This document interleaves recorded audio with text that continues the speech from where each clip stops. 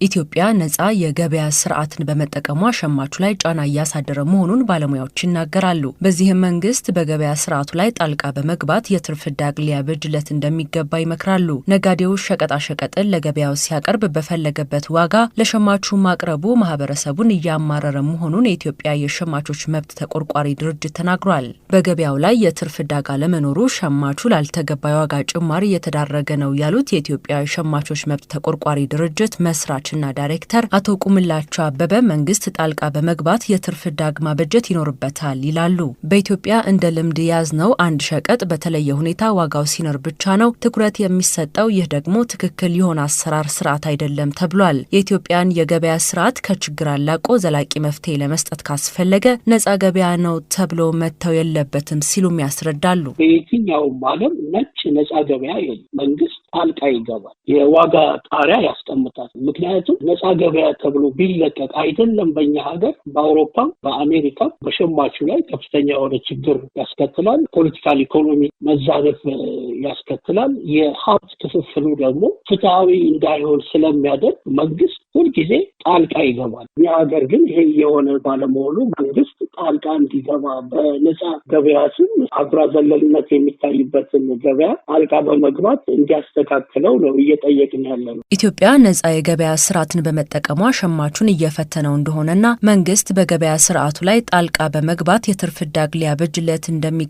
የተነሳው ሀሳብ ትክክለኛ ውሳኔ አይሆንም የሚሉ የኢኮኖሚ ባለሙያዎችም አሉ። ኢትዮጵያ ምንም እንኳን የገበያ መር ስርዓትን ብትከተልም ከዚህ ቀደም የገበያ ዋጋን ለመወሰንና ገበያን ለማረጋጋት በሚል የተጀመሩ ስራዎች ቢኖሩም ውጤታማ ሲሆኑ አይስተዋልም ሲሉ የኢኮኖሚ ባለሙያና ኢንተርናሽናል ግሮዝ ሴንተር የኢትዮጵያ ዳይሬክተር የሆኑት ዶክተር ቴዎድሮስ መኮንን ተናግረዋል።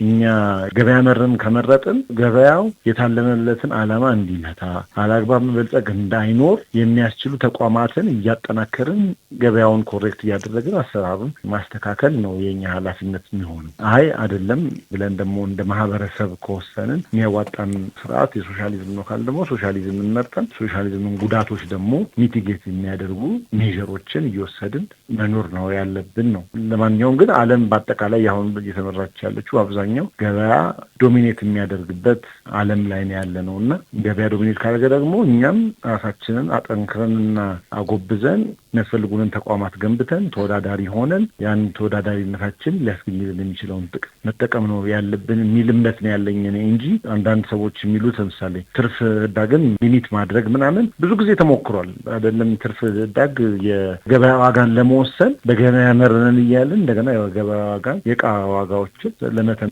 ሞክረን እናውቃለን። ግን ሲስተሙ ያን እንዲሳካ አያደርገውም። ምክንያቱም አምርቶ የሚያመጣው ሰውዬ ስለሚያመርተው ዕቃና እንዴት አድርጎ መሸጥ እንዳለበት ጠንቅቆ ያውቀዋል። ከገዢው የተሻለም እውቀት ስለሚኖረው እንደዚህ አይነት የአስተዳደራዊ እርምጃዎችን እንዴት አድርጎ እንደሚያመልጥ ያውቀዋል ማለት ነው። ስለዚህ ብዙ ጊዜ ተሳክቶ አያውቅም። ይሳካል የሚል እምነት የለኝም። የማስፈጸም አቅሙ ቢኖረን ኖሮ ገበያውን በስነ ስርዓት እንዲካሄድ ማድረግ ላይ ነው የምናተኩረው እንጂ መተመን ላይ ወይም መወሰን ላይ አንሄድም።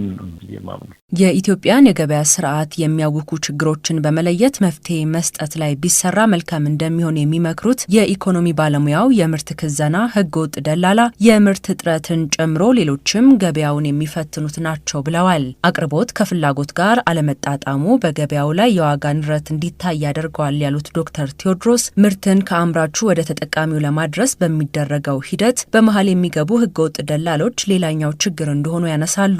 ለዚህም ችግሩ የቱጋ ነው የሚለውን በመለየት መፍትሄ መስጠት የሚችል ተቋምን መመስረት ያስፈልጋልም ሲሉ ይመክራሉ።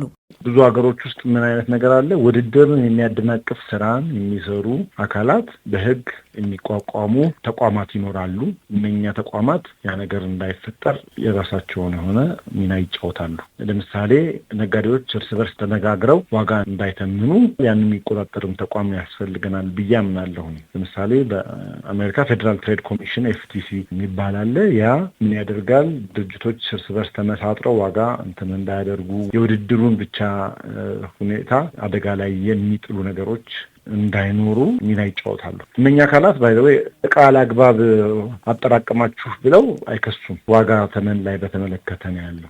መሆን ያለበት ነገር ምንድነው? እዛ ገበያ ውስጥ ሌሎች ሰዎች ገብተው አሁን ማቅረብ የሚሻል ከሆነ እንዲያቀርቡ ውድድሩ መፍጠርና ምርታማነትን ማሳደግ ነው። ምርታማነት አድጎ ሌሎች ሰዎችም ይሄን ገዝተው የሚሸጡ ከሆነ ያስቀመጠው ሰውዬ ዋጋው እንደሚወርድበት ስለሚያውቅ መሸጡ አይቀርም። አንድ እቃ ማጠራቀም የሚመጣው አንደኛ የእቃ እጥረት ባለበት ጊዜ ውስጥ ነው። ሁለተኛ የማስፈጸም አቅም፣ መንግስት የራሱን የማስፈጸም አቅም ገንብቶ እንደዚህ አይነት የውድድር መንፈስ የሚገሉ እንቅስቃሴዎች በሚኖሩበት ጊዜ እኛን በህግ የሚጠይቅበት አቅም መገንባት ይኖርበታል ማለት ነው። በተጨማሪም የዋጋ ንረት እንዳይከሰት ነጋዴዎች ምርታቸውን በስፋት ወደ ገበያው እንዲያስገቡ በማድረግ ተወዳዳሪነታቸው እንዲጨምርና ሸማቹ የተለያዩ አማራጮች እንዲያገኝ ማድረግ ላይ ትኩረት ቢደረግ ገበያው ፍትሐዊ የመሆን እድሉ የሰፋ ይሆናል ብለዋል።